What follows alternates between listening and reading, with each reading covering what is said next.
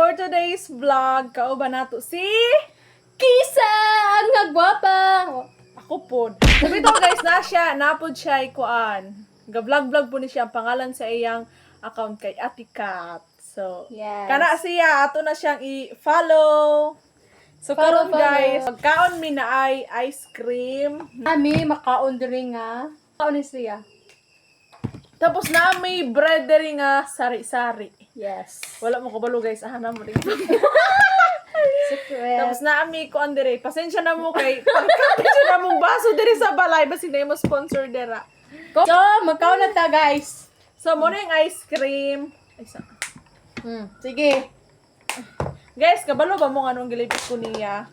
Kay Ah! maglakaw na ang bebe na. Si Kihor dito ko mo eskwela. Oh, imo na, oh. Oo.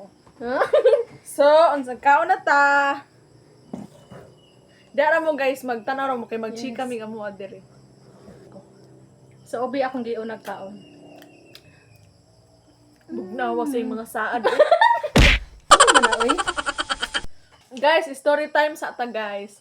Kawalo ba mo si Kisa? Nagkailan ako ni siya sa una sa grade 3. Kasi nabot sa una kay may maisa nga makakita ani. Kabalon jud ka ma'am kinsa ka ang among advisor. Kay sa una tong Christmas party guys kay Kaon. nagkaon mi nanguha mi pagkaon ba sa maestra nga wala mi nananghid. Kanagdahan bang mga sobra-sobra sa una sa Christmas party tapos kami ang gibinan sa among maestra kay pabantayan. Tamong gisaradan ang room guys tapos nangaon migbihon nga gisabaw.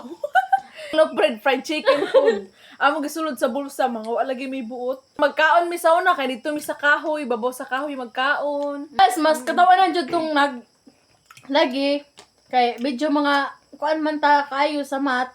Mao to nga nag-answer. So to nga kuan? Kuan man Divide to? ba to? Division Oh, oo. kana. Nagpuli-pulihay may kawa may answer. Nagpuli-pulihay may gadto sa traskan. Kamo to nakakuha may answer. Na may mga bright na mo nga nay kanang magkuan og scratch.